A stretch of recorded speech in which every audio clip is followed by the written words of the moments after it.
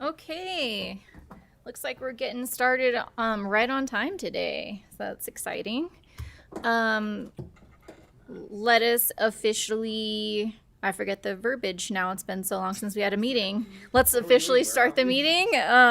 Can we start with roll call, please? Sure. Let me click in the right spot. Okay. Commissioner Richardson, Present. Commissioner Ferguson, Commissioner Johnson, Present. Commissioner Rex, and Commissioner Hoff. Present. Thank you. Great. Moving on to the approval of minutes. Does anyone, if everyone's okay with it, does anyone want to make a motion? I will make a motion to approve the minutes. I'll second that.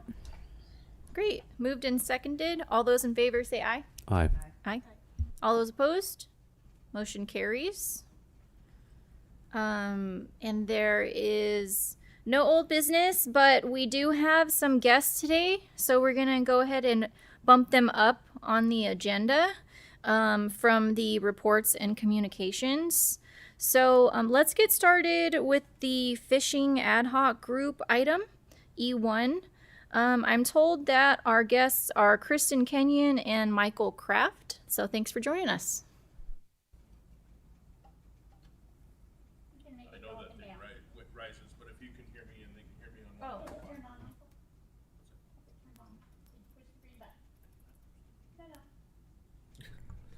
That's not a green button. That's black. Is this high All enough right. for you? Do you want me to? That's perfect. Thank Okay. you. So, oh yeah, all the power right there. I'm Michael Kraft. I've been in and around economic development in Humboldt County for going on 20 years. I actually served on this commission when it first started. I've been involved recently with Redwood Region Rise with Mr. Calder. I'm on the board of Humboldt Made. I'm on the program committee for North Edge. So got a few connections, but most relevant to tonight, I serve on Eureka's Planning Commission. And I'm here to talk to you about something that that commission appointed myself and another commissioner as a subcommittee to work on. And that has to do, and I will be clear that that was at my suggestion, to how Eureka can best support its remaining local commercial fishermen. I'll note that every woman I've met in commercial fishing wants to be called a fisherman, so it's an inclusive term. And there's a lot of context. There's some good news, like the dockside market, of which you're probably aware is pretty darn cool. I made rockfish a couple nights ago that I bought there. There's bad news. You know, we haven't had a commercial salmon season in several years. I've had a very brief recreational salmon season this year. And there are some things to navigate. One of those being the city's waterfront plan and the associated decisions and processes at the Coastal Commission. I think maybe most relevant to this group is that about 50 boats still try to make a living in commercial fishing out of Eureka. That's 50 small businesses. And when I was director of the Small Business Development Center, if you had told me there's 50 businesses that could use some help, I'd say you've got my attention. So that's why I thought you might be interested. So at the minimum, I want to brief you on what we're doing, get any immediate thoughts and guidance that you might have, and then if there was somebody that was particularly interested and wanted to join in the committee work, I would definitely take that. But the goals are pretty simple. We want to bring together a few knowledgeable people. We're not going to try to do a complete census of everybody in and around fishing and planning and the economy, but to get some of the more knowledgeable, insightful people, both looking historically at how fishing has been, but also some people like those involved with the dockside market say, okay, this is new. How can we support you? There are 3 areas when it comes to a land use and kind of blocks of geography sort of look that are of interest. Woodley Island, the public marina, and the fishing industrial district. And the Planning Commission is most interested in the fishing industrial district, which is basically the area down by C Street, Jack Seafood, that kind of spot. And if you were to ask me 5 years ago, around Humboldt Bay, how much waterfront industrial zoning do you need? How much land should we set aside for that? I would have said, well, a lot less than we have. We simply don't need it. Now, the wild card in that is offshore wind and potentially what would be developed for that. And then when it comes to fishing, the crown jewels of supporting the fishing industry are those couple of patches in Eureka, and especially the fishing industrial district. So we want to develop a brief set of policy recommendations from a land use perspective. I'm going to have Director Kenyon as my guide on some of that. And, she knows the Coastal Commission well. She's working on the local coastal plan. They have a timeline, so we'll definitely march to that beat.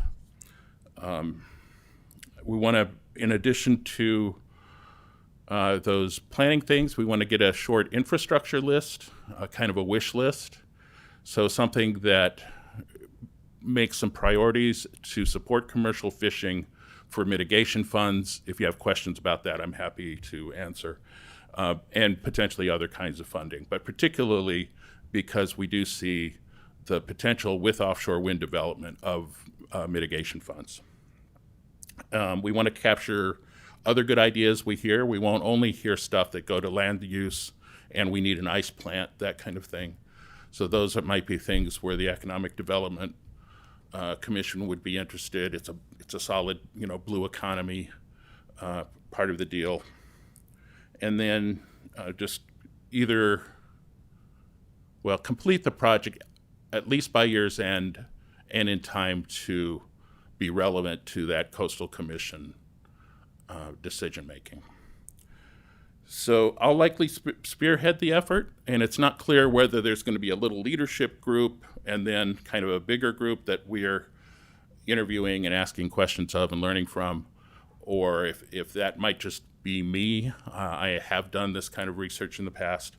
I do want to fully disclose that I have business ties to commercial fishing.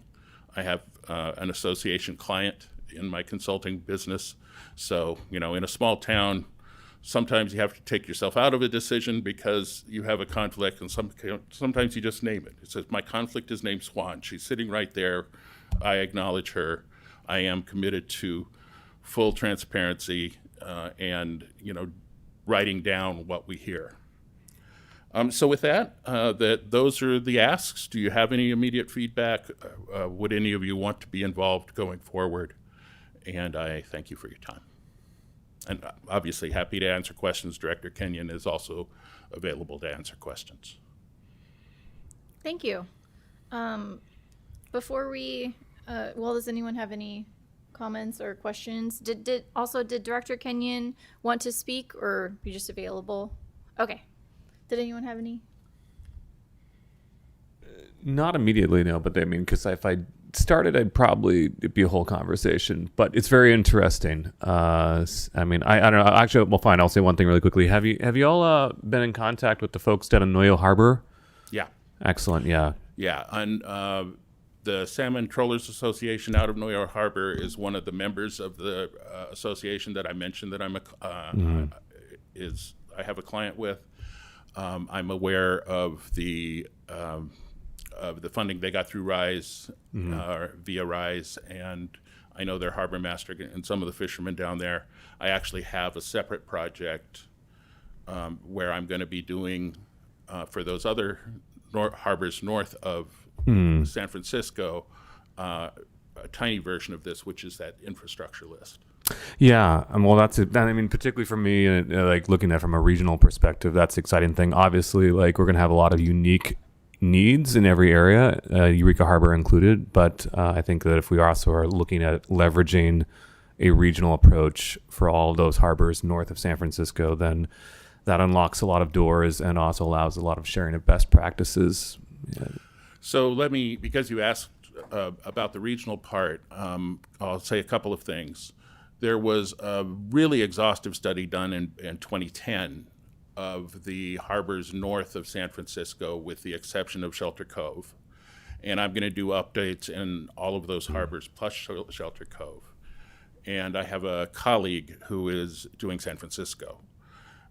And so this is, by definition, regional. I'm a, very much a Eureka homer, so I'm particularly interested in here. But there is a fair amount of regional work happening. Cool, thank you. Well, color me interested. Certainly my perspective is more from a tourism angle rather than just strictly commercial fishing. But obviously those are pretty linked right now in rural areas in particular. So thank you. All right. Well, I very much appreciate the time. Good luck with all you're working on. Thank you. I want to say I do appreciate you coming to speak to us. I think that there's a lot of opportunity. I'll just finish, then you can. I think there's a lot of opportunities for the Planning Commission and Economic Development Commission to partner. And so I'm excited that you're here, and I hope that we'll continue to come up with these opportunities. I think it's also been no secret that I think that we can expand our role with the city and the community as a commission. And so I think this is a great opportunity. So I think we can keep talking amongst ourselves. And if Calder or Commissioner Johnson doesn't participate, then I will participate, because I think it'd be good for one of us to join that. So I appreciate you taking the lead on that too. That's beautiful. I appreciate it. And we're happy to have two. And I guess I would ask about your bylaws and how you would appoint people to a ad hoc committee. And then procedurally, it'd just be, as long as we don't have a quorum of people, it'd be fine for us all to meet and discuss things, and then bring a recommendation to city council. I think would be like the ultimate product for the city. I think the way we have it listed on the agenda, I don't know that they can vote on it tonight under reports and communications, but we are going to be having a special meeting hopefully in the near future to catch up on some other things, so we could vote on it then if needed. I'll need to double check if a vote's needed. With Planning Commission, it's the chair that appoints people to ad hoc, so I don't know what the bylaws are for Economic Development Commission. I think we should follow that lead until we are corrected. Great, yeah. We'll talk about it more, and perhaps we can make a decision at the next, and I can appoint someone at the next meeting.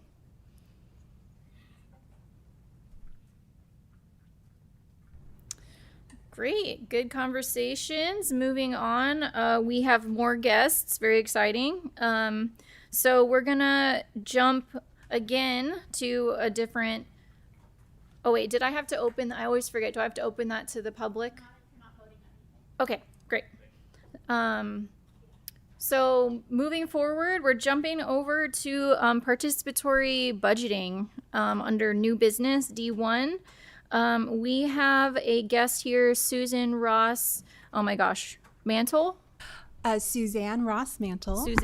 Suzanne Ross Mantle, Administrative Technician with the City of Eureka. Thanks for joining us. Hi, thank you. So while we're getting this presentation set up, so I am in the finance department. I'm the lead staff member for participatory budgeting. Like we said, my name is Suzanne, and I'll be talking about what is participatory budgeting, why it's... Talk a little closer to the mic. You're just a little quiet. Absolutely. Thank you. So I'll be talking about what is participatory budgeting, why it's here before economic development, and then we'll go in and talk about the applications that your body will be discussing tonight and deciding on. Okay, so this is These are project submissions from the 2024 cycle. And the first project that we'll talk about after my explainer is Flacking, Eureka. And the second one is the hydration station installation. So what is participatory budgeting?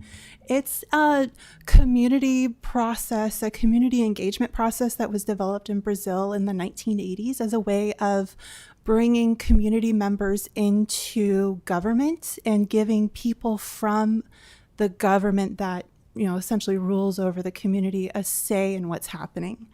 The way it works is public funds are allocated for this process. The communities come together and build the entire thing from start to finish. They decide how they're going to decide. They decide how they're going to get community ideas. They decide how they're going to vote and select from those ideas.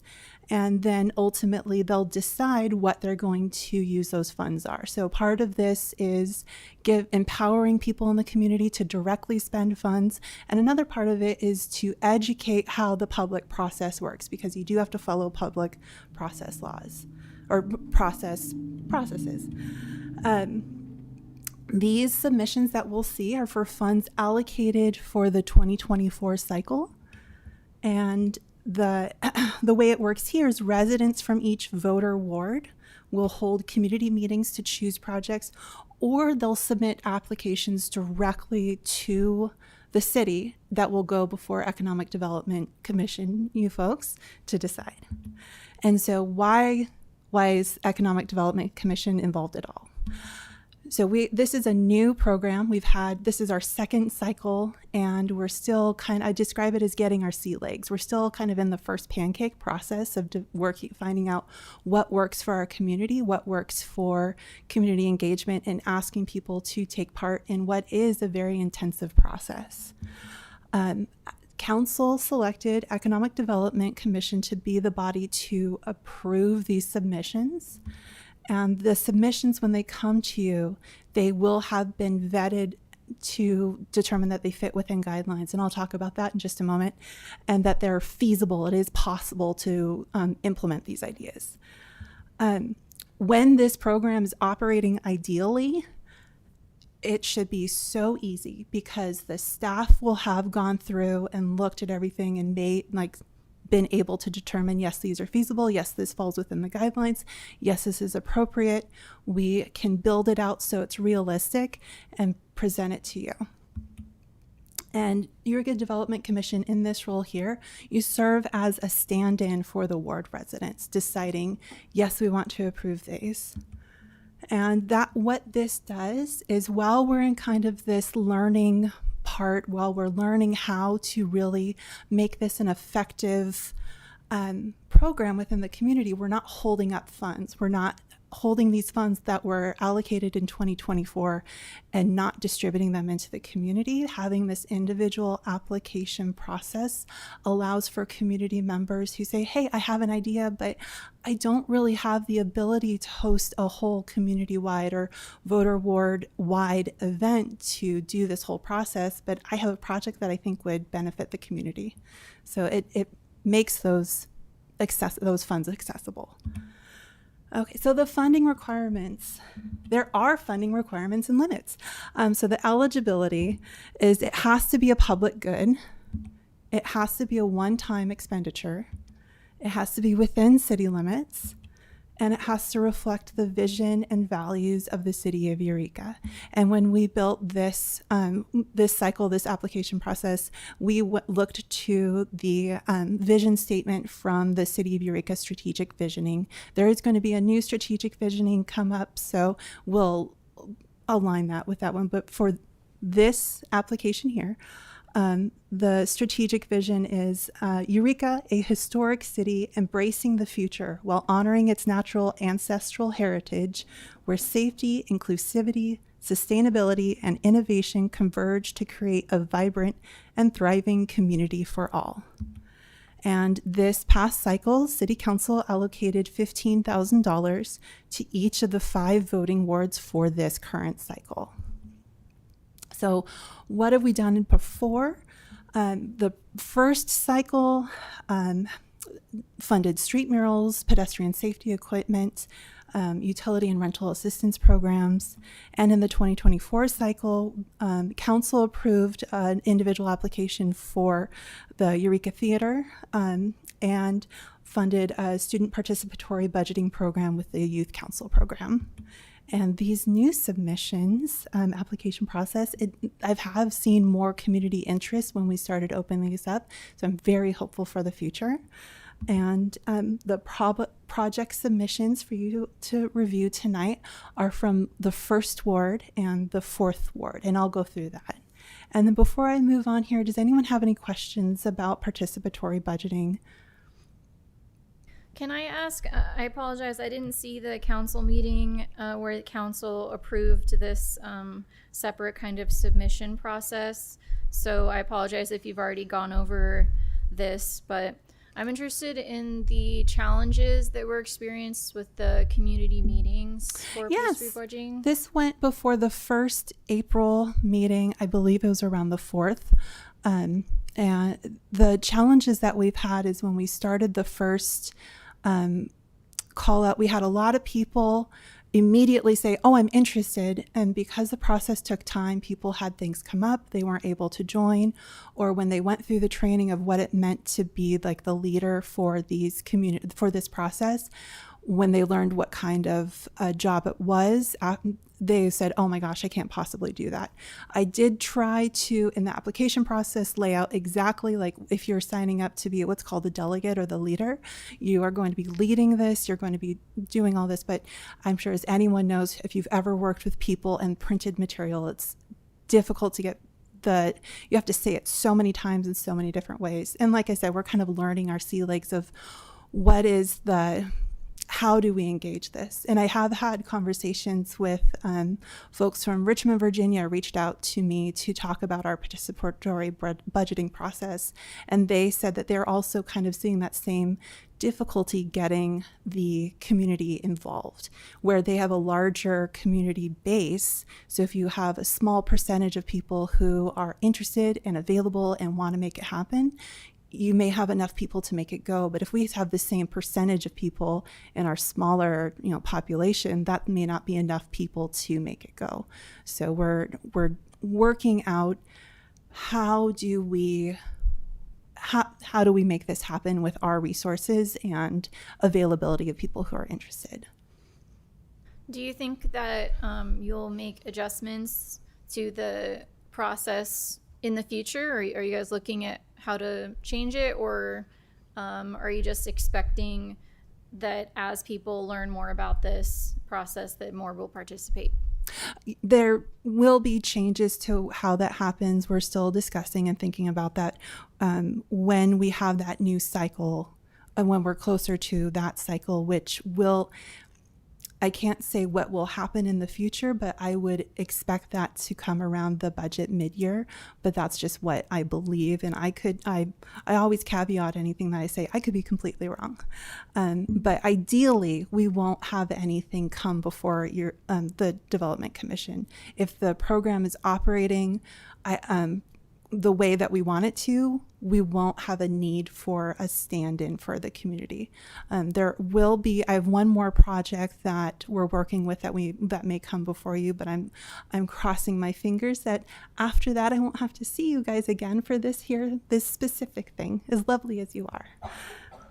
So Swan, this might be a question for you, but I'm wondering if, as these discussions are happening about ways to improve participatory budgeting, that we could be involved as a commission, or perhaps discuss if there's ways that we can support or encourage community participation in our respective wards that we live in, or across the city.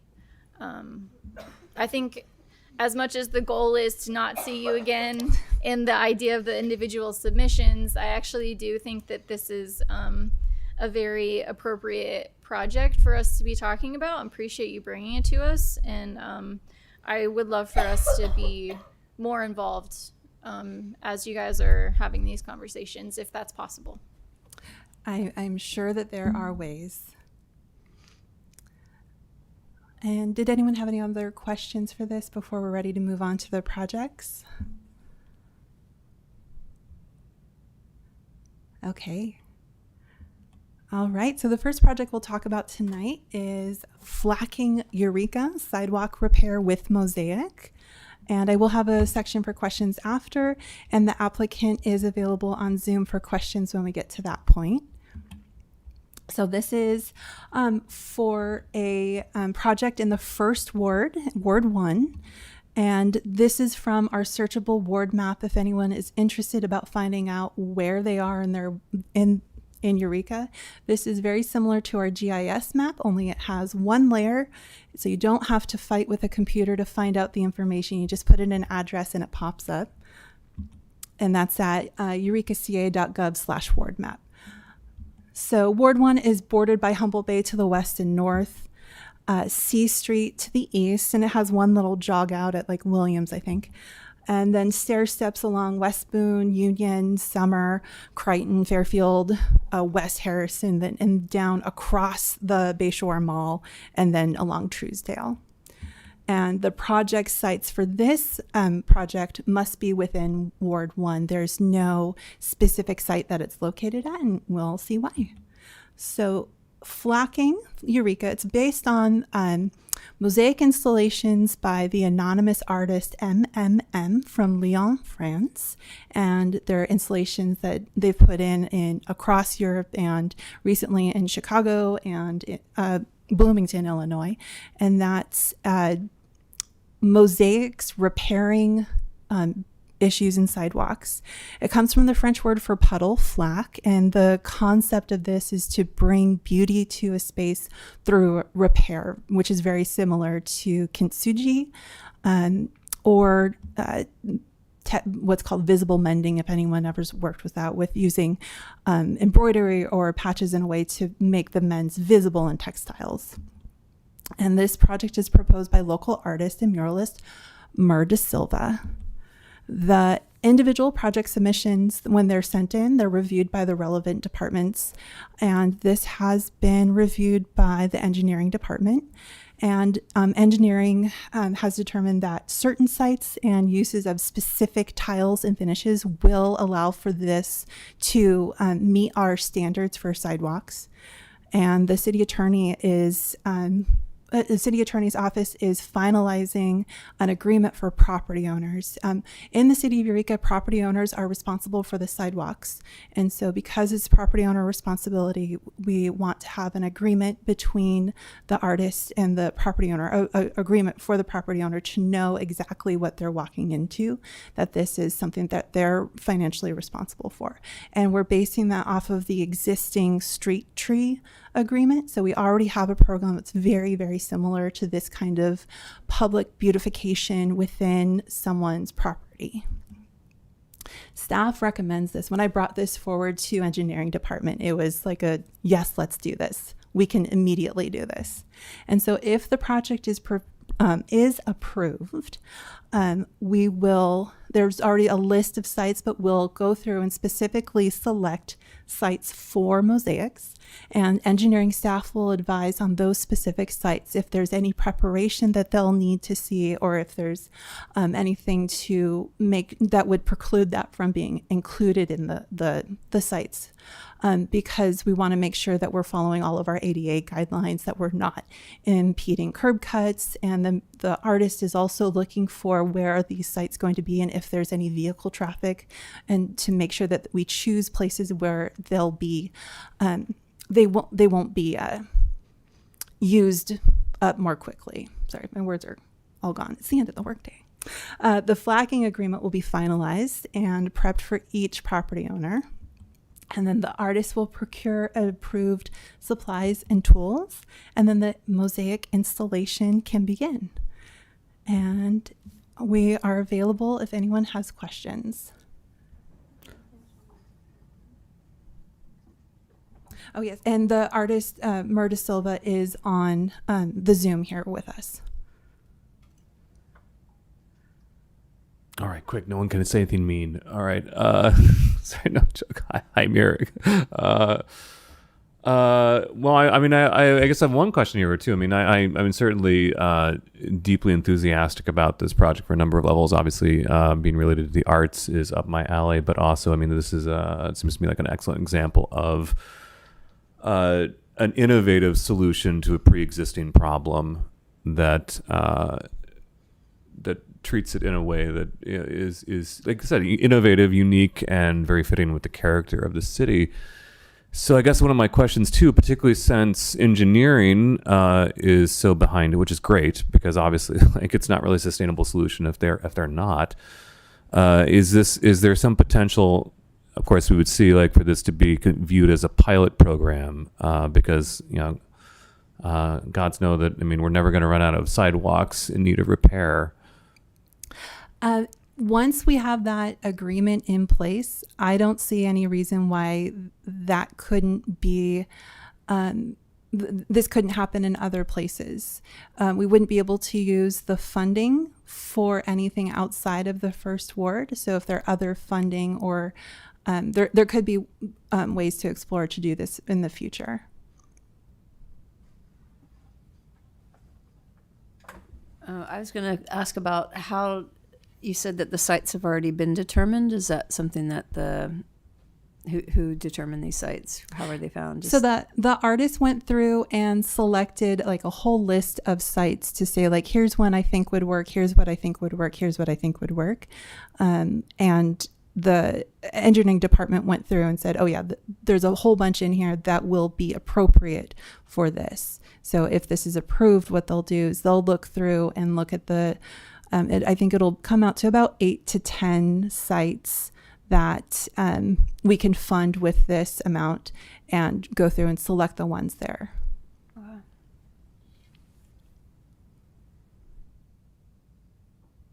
Yeah, I wanted to say that I'm really excited about this project too. I really liked Commissioner Johnson's idea to see this as a pilot program. I think I've looked into the street tree program, and the sidewalk around my house isn't eligible because it's not wide enough, but I could definitely see people in other wards being very interested in this.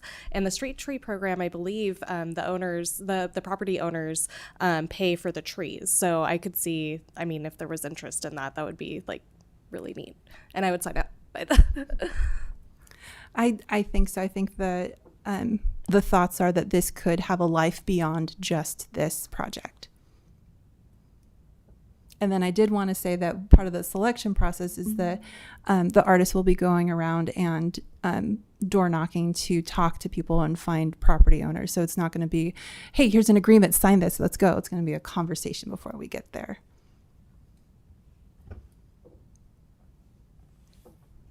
Great. Yeah, I don't have any questions. I think it's pretty obviously a great project and would be beautiful. I appreciate the pictures for a visual because I couldn't quite imagine what it would look like, but these look really great.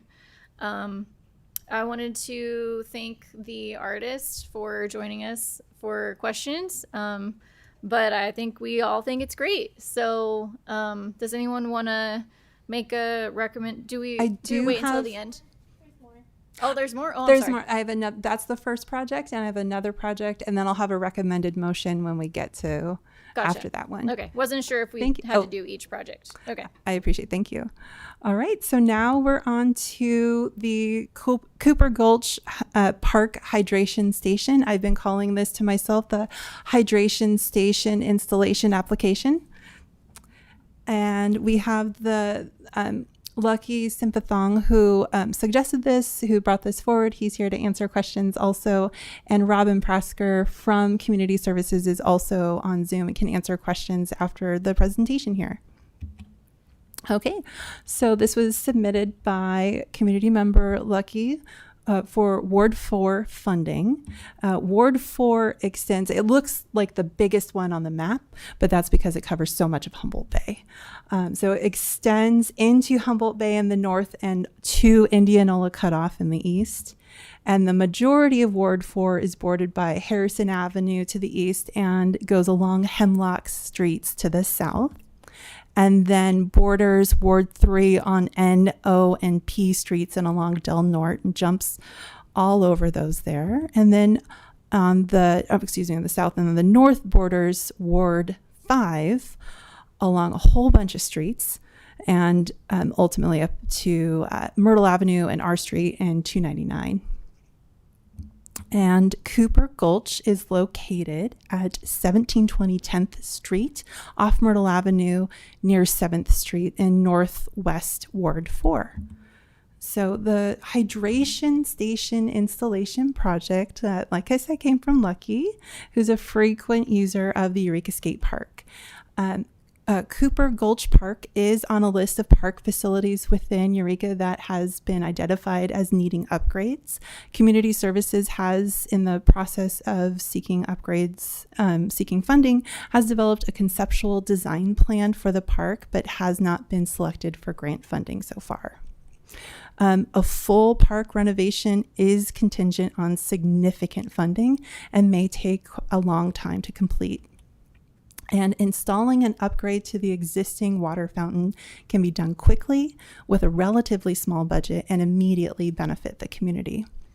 So the Eureka Skate Park is the only skate park in Eureka, and because of that, it does get a lot of use. And the only drinking fountain is located in the restroom of the building, far away from the skate park and decentralized from the core of the activities at the park. The drinking fountain is also an older style and not designed to fill water bottles or have any access for pets. And the new location would be located near the parking lot, closer to the skate park. And this location is more central to the activities that take place. We have the ball fields, the disc golf course, and the skate park. The units, Community Services has been working with Lucky to find this solution for a while. There's been conversations, and then when the individual application process was okayed by council, it was immediately seen as like a mission match. Like, this is the perfect application of these funds. The unit selected is one that has bottle filling, has a water fountain, and also has the pet fountain at the bottom. And there's several of these kinds of water fountains are all around the city. It's a model that is well known, and we also have one of their indoor ones at the end of the hall here. Oh, that was much faster. And staff recommends the hydration station installation project for funding. So if this project is approved, the next steps will be accepting the quote from the contractor for the installation of the water line and the station here. And the construction process can begin right away. So that's beginning the permitting process. And Community Services will order this unit. It's a model that is sold by many different suppliers. So if one doesn't have it in stock, there should be plenty of them. So there shouldn't be any issue with getting those to us as soon as shipping can handle it. And then the installation could be concluded by the end of fall, asterisk, because it's a construction project, and we all know how projects like that, I never want to say what a potential end date is, because that feels like just asking for problems. But that's me, and I'm superstitious, I guess. And so that's our presentation about the hydration. And if anyone has questions, we have folks from Community Services and Lucky here who can answer them. Rad, thank you. It's it's a cool night. These are like my two favorite things: arts and getting people outdoors and being active. So excellent. Hey, Lucky, good to see you.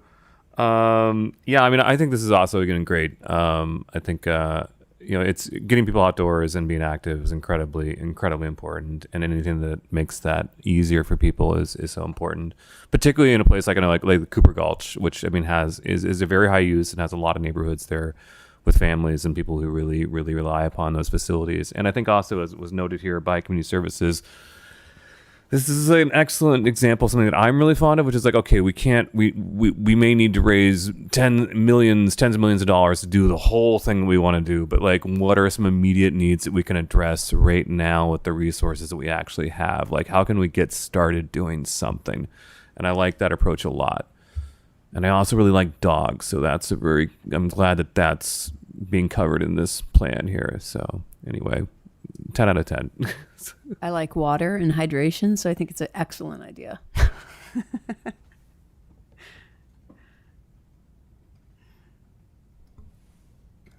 Great. Yeah.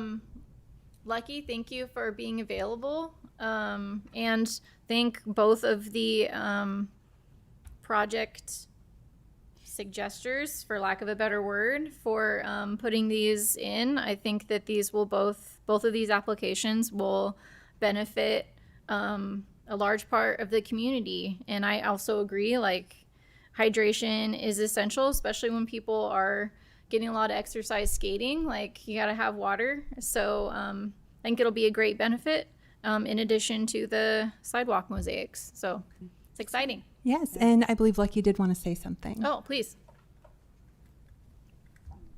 Hi. Thank you. Yeah, I also helped the city with the skate camps and the Get Out and Play Day. I always help them run the contests every year, and we get hundreds of people. And this will help not just the skaters, but everyone else that uses the park, hikers, runners, animal lovers, just like you said. So thank you so much. This has been it's been a year since I started this whole process to get the hydration station there, and we appreciate it very much. Thanks for putting your time into doing that. It sounds like it was very involved. Okay, and I have a recommended motion when you're ready.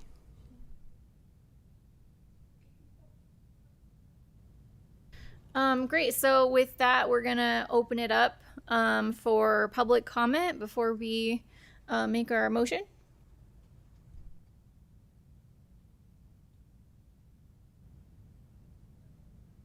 Okay.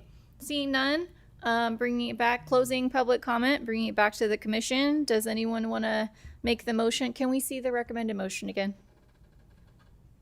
Thanks.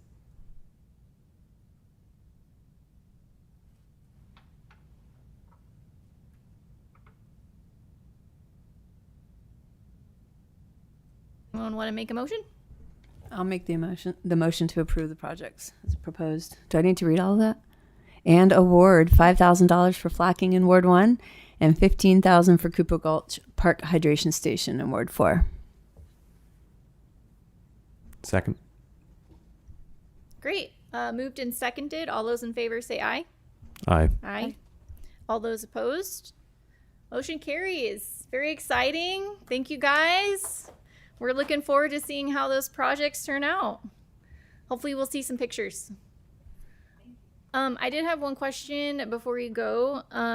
So with that, is the 2024 funding for the participatory budgeting spent, or is there more remaining? That's a fantastic question. There are funds available for Ward 2, and there are projects in the works for the remainder of the funds in Ward 1. There's more information at eurekaca.gov/PB for participatory budgeting, or you can think about peanut butter. It's up to you, but eurekaca.gov/PB has the information about that. Contact information if anyone has questions or wants to reach out to us. The email is participate@eurekaca.gov. And again, that website is eurekaca.gov/PB. Great, thank you. And like I said, I hope that we can talk more about how the commission can be involved and support this going forward. Okay. So it works out because we were in new business. So returning to standard order of operations here. I think we're moving on to Eureka Builds It, ADU Design Professionals RFQ.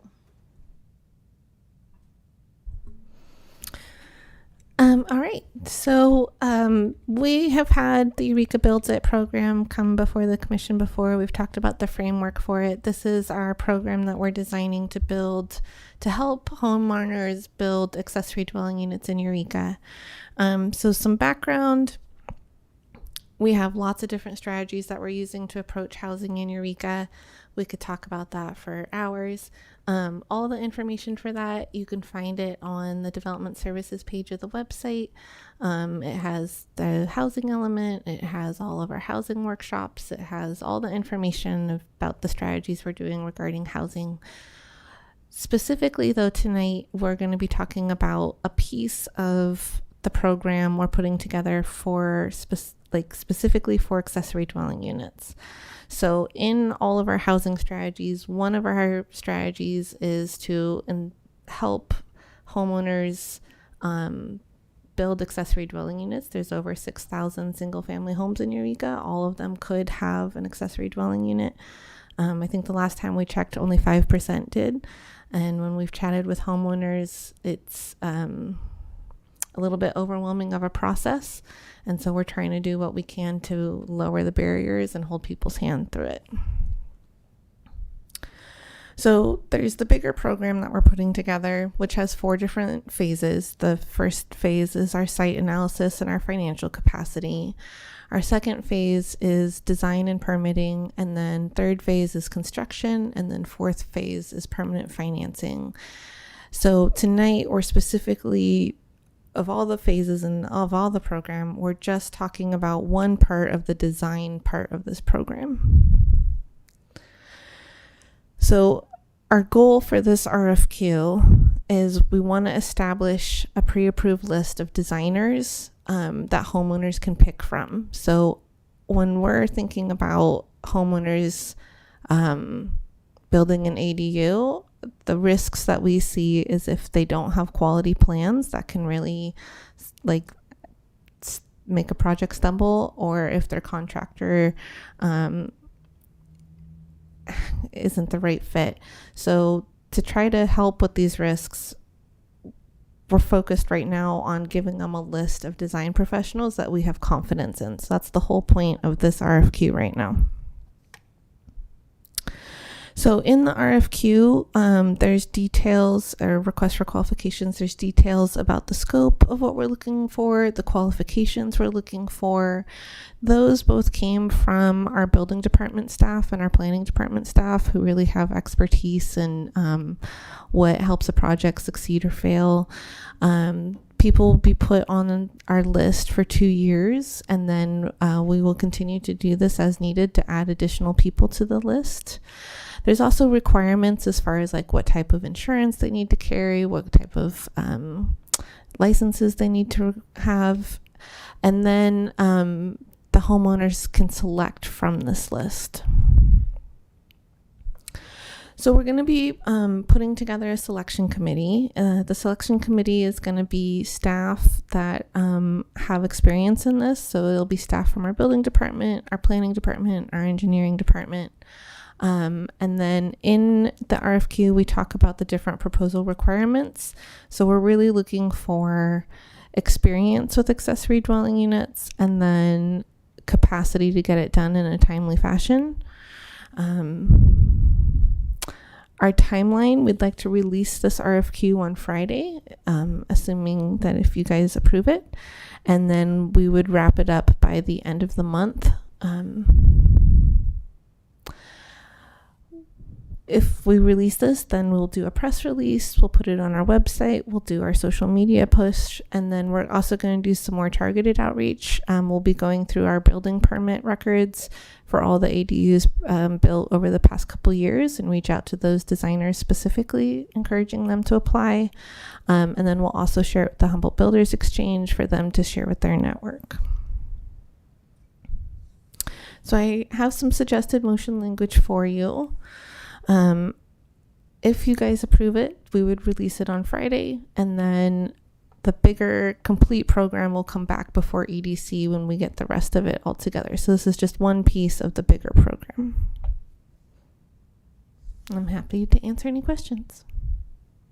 Oh, thank you. Thank you very much, Swan. I mean, that's, yeah, I mean, as far as I'm concerned, I mean, it would be easy for me just to move to approve this program right now as proposed, and then just with, I'm personally also just really, really curious to see how the program develops, and of course, like getting back, say in a year's time, the data that's saying like what essentially the uptake, what the use of the program is, because I think that's the thing I'm most curious about in terms of identifying like.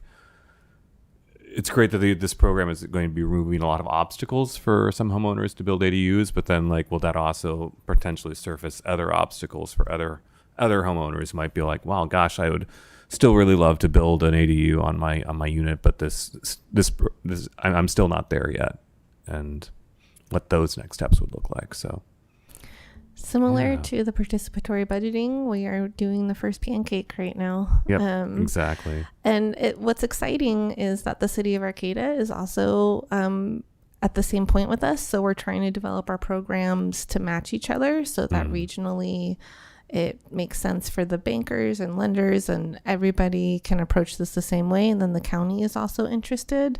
So I think that like regionally, this can grow to be something that we can adopt broader than just Eureka. But right now we're kind of baby stepping our way through building it.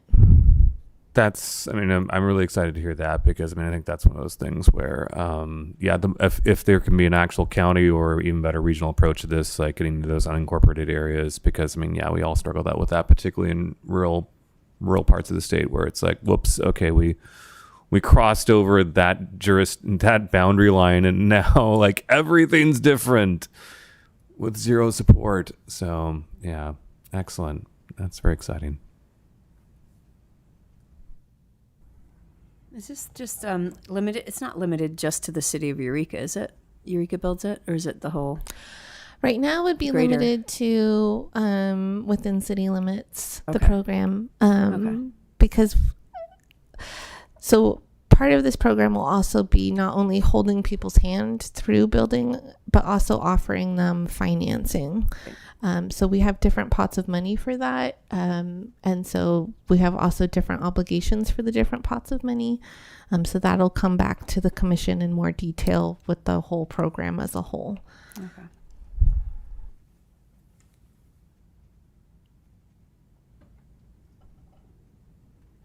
Okay, so I have a couple of questions. First one was about the timeline.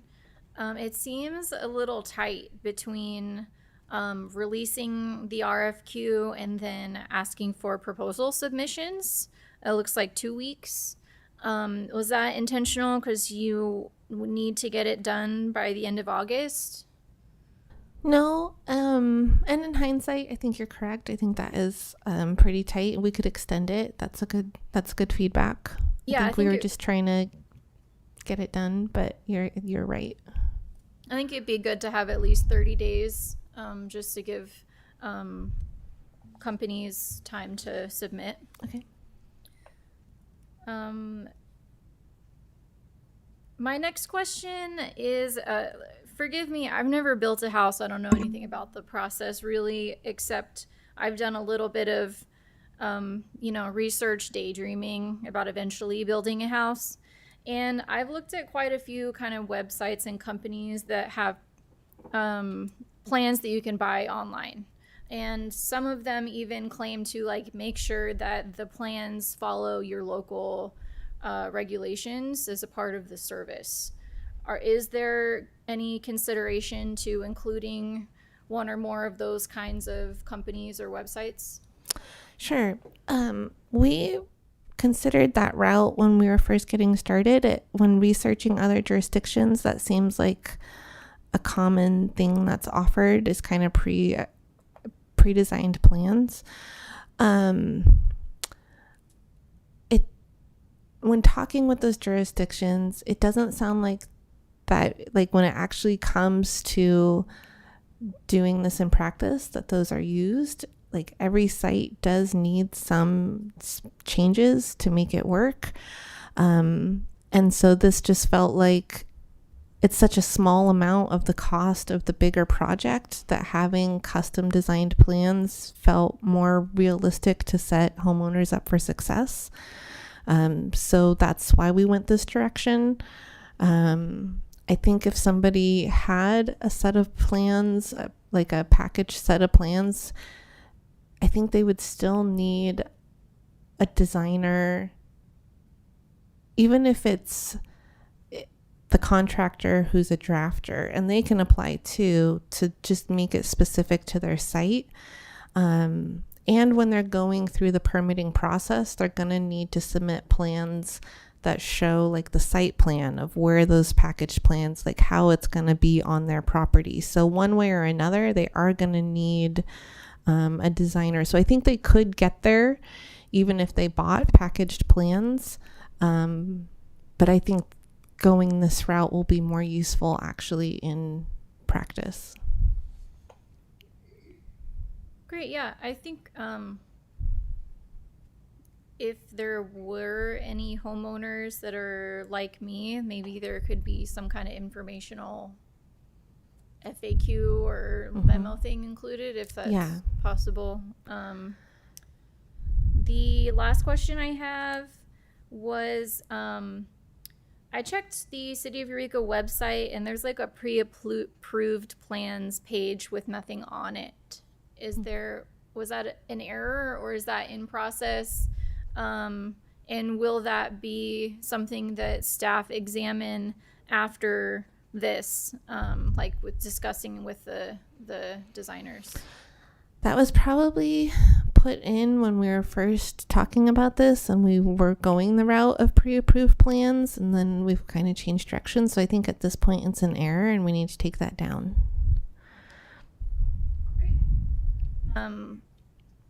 I think those are all of my questions. Yeah, I think this project is needed and makes a lot of sense, and would probably be very helpful for people who have limited knowledge who are trying to get into this. So, is there any other comments or questions? Okay.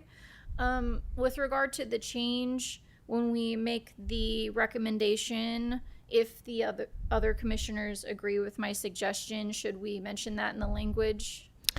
Yeah, I think you could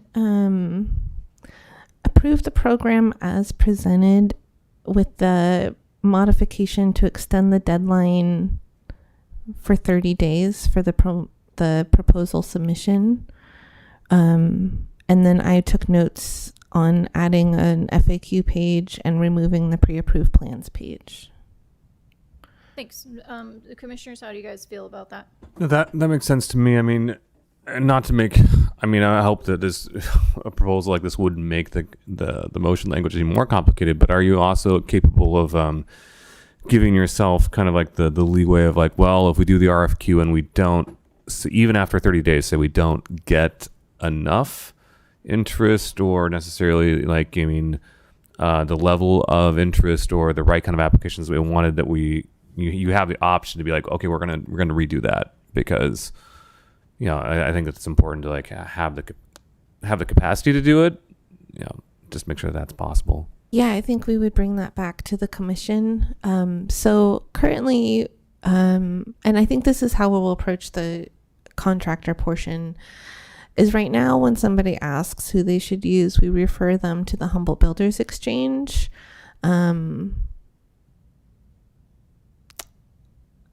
And for the most part, that works, but we do see some pitfalls with that. So I think we're trying to avoid that situation, doing it this way. But we could potentially change routes if needed. I'm hopeful. I feel like this is a really good opportunity for like drafters or people that really specialize in ADUs. Most people are really excited when they hear about this program. So I feel like we are going to get some interest, and we are trying to make the proposal process as easy as possible to get a good selection group.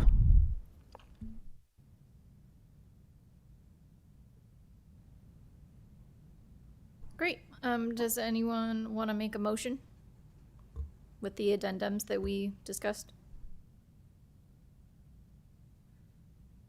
I'll do it. Yeah. I'll sacrifice myself. Okay, I'm gonna move to approve the release of the Eureka Builds It ADU Design Professionals RFQ while extending the timeline for proposal submissions to 30 days, with the caveat that you guys could come back for discussion if we don't get enough proposals. Seconded. Great. Moved and seconded. All those in favor say aye. Aye. Aye. All those opposed? Motion carries. I did not put that out to the public. Is that a problem? For public comment? I forgot. I always forget that part. Do we need to do this I again? don't see anyone on Zoom. There's nobody on Zoom. All of our guests left Zoom, and there's nobody here, so I think we're okay. But thank you. Sorry. Yes. I'll try to remember. I'll work on that. Okay. Let's see. Jumping back to the agenda here. Looks like we finished new business. Moving on to reports and communications. Our final item here is COE, City of Eureka. Yeah. Okay, sorry, I was thrown off by all three of them being capitalized. City of Eureka 2025 Communications Plan. So, as we've discussed in the past, our division has recently expanded from Econ Dev to also be Communications. And we recently took to City Council the first meeting in August an updated communications plan that talked about kind of our framework and our structure for how we're going to be making changes towards communications, and it integrated some of our existing policies like our social media policy and our brand guideline. So I just wanted this commission to be aware of that plan that was adopted. It's not on the website yet, but it will be shortly, and I can also send it to you all so you guys can see it. It's all interwoven with what we do.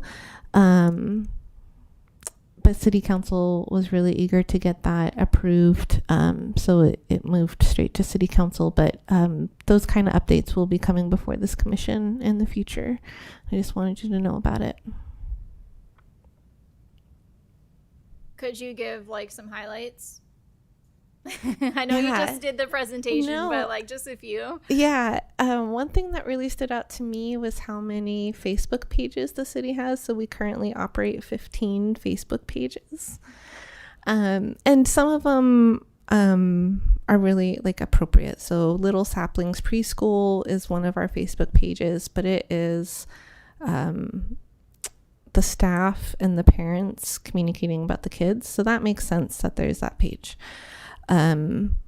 The zoo is, I think, our shining star of content. The Sequoia Park Zoo, if you don't follow them, you should. They just hit a home run with their social media.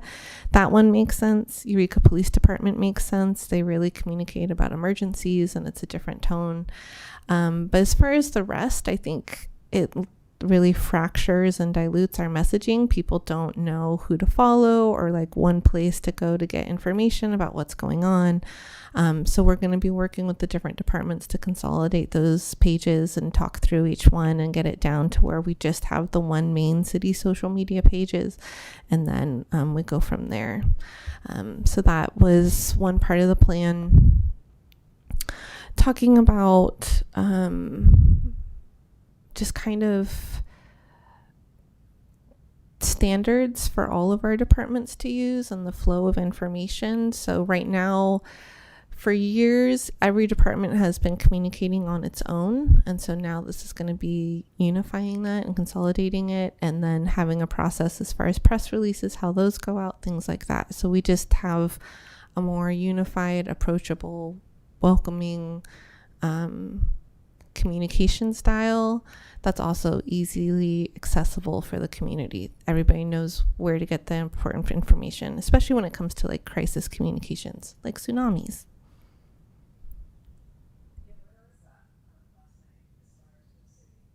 So there was communication. We had meetings with the OES office, and it was decided who was going to be communicating, and then we would have one point communicate, and then we would share those communications so that we weren't all duplicating.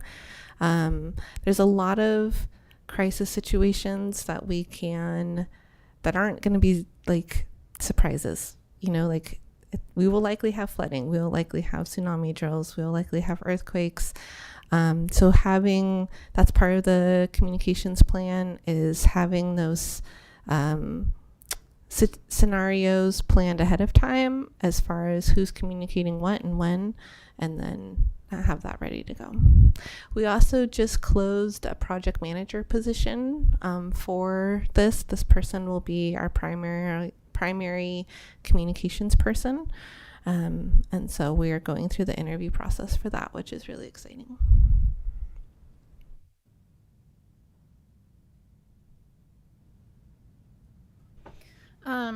Yeah, it makes a lot of sense. Very practical. Definitely too many Facebook pages. I hope that as that moves forward, we'll be able to talk about ways to incorporate more of like highlighting businesses and projects and work that your department's doing in addition to the city. So looking forward to that. Any other comments or questions? Great. Or is that it for the communications plan? Great.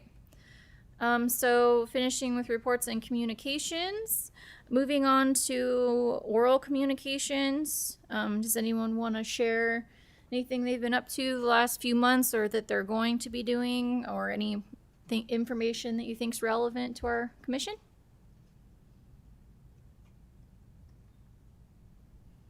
Well, I have a question for you, Swan. Last time we talked, or sometime in the past, you mentioned we were interested in recruiting from the healthcare sector for a commission member. How is that going? Is there any progress or interest? Yeah, I recently had lunch with 2 contacts from Providence, and they felt like they weren't the right fit, but they were going to work on finding someone within their organization that they thought might be the right fit. And then our team is also participating in a new initiative that the chamber is leading. It's called Home in Humboldt. And it is basically, we all want to get better at welcoming new professionals to the area and their families and help with recruiting. And so a lot of healthcare groups are part of that initiative, and so that's an opportunity there as well to recruit. So I don't have a specific human yet, but I am pursuing that. Great, that's good to hear. I'm glad we're moving forward with that, because we definitely could build out some more people. That reminds me, along those lines, I recall in a recent CERC meeting they talked about an upcoming healthcare conference. Do you know what I'm talking about? Oh, you know what I'm talking about? Yeah. Can you share about that? I can't remember. You're not. Turn on your mic. Don't forget. Yeah. Well, yes. I cannot remember any of the details other than, that is definitely happening. It's happening through the county. Gosh, let me see. I could probably just pull up the circuit newsletter and it talks about that. Okay. Yeah, here. Let's all just stare at our cell phones for a second. Yeah. Circ. There we go. Oh, let's see. It was Logan Ashworth, County of Humboldt Economic Development Division, Humboldt County Healthcare Education and Workforce Summit, October 10th, 2025, 9 a.m. to 2:30 p.m. at the Blue Lake Casino Hotel, Sapphire Palace. Register now. Thank you for sharing that. So was that? The Healthcare Education and Workforce Summit. It seems, we're always talking about how important healthcare is for our work and the city. So I think it's important for us to keep in the loop about that stuff. Do you think that you or some of the city staff will go? Yeah, as I'm hearing you talk about it, I am on the Humboldt County Workforce Board, so it's probably just in those calendar appointments, and I just didn't think about it. But yes, there's a lot going on for sure. I did want to highlight that if any of the commission would like to go. I don't know if I'll be able to, but I'm going to try. Great. Anything else coming up that you guys are doing? I feel like you're so busy. No? Yeah.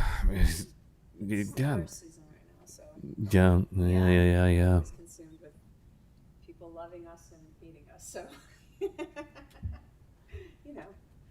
just life. Okay. Well, I won't hold you guys hostage. I'll close oral communications. Before we adjourn, okay, I am on. Swan, did you say you're going to be trying to schedule a special meeting? Do we want to talk about that? Yeah, I know that we are behind on some things that we talked about at our last meeting, so we'll be in touch to schedule an additional special meeting, probably in August, late August. I also, this is not on the agenda, but we'll put it under oral communications. We have had record numbers for a lot of our events that we've been having. The first Friday Night Market had 13,000 people. 4th of July had 22,000 people. So it's, there's a lot happening in Eureka right now, which is really positive. Yeah. That's fantastic. Yeah. I didn't even know that many people could gather in those areas. We were shocked. On that, I'd heard that, I'm not going to say numbers, but that the alcohol sales from the Friday night markets are just like amazing. Who gets does that just go right back into? That Humboldt Maid runs Humboldt those. Maid. It's a fundraiser for Humboldt Maid. Right. Yeah. Okay. So I don't know. They'd have to share. Yeah, I'm just curious what they do with that. I think it's great. Just curious. Yeah. Cool. I guess along those lines, I haven't seen anything about that parking lot over there. Are there any plans to do anything with the dirt parking lot that's by the Madigat? The C to F parking lot. Yes. I think so. Yeah. I don't have the right details right now, so let me get back to you. But yeah, there is like it's part of the Waterfront Eureka plan and things like that. Yeah. Yeah, I had one other thing to bring up. I just thought of when I was riding a bike on the bike path. I noticed for the first time, believe it or not, the little white housing units that were those like what is that called? It's a project that's along the bike path. I forget the name of it. Yeah, it's down on the near the wastewater treatment plant. Yeah. Yes. Yeah.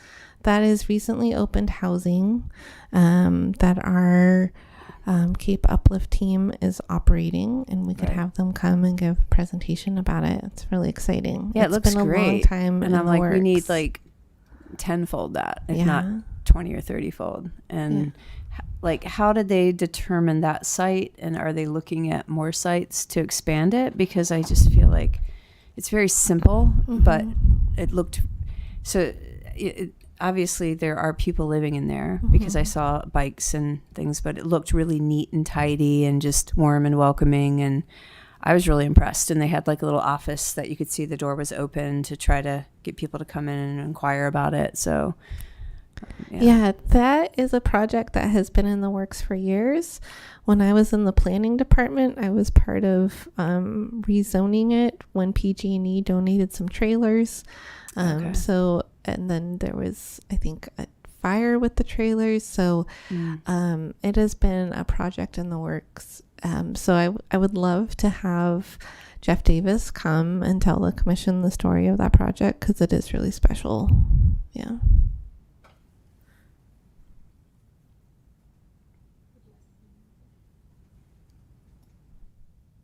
Okay.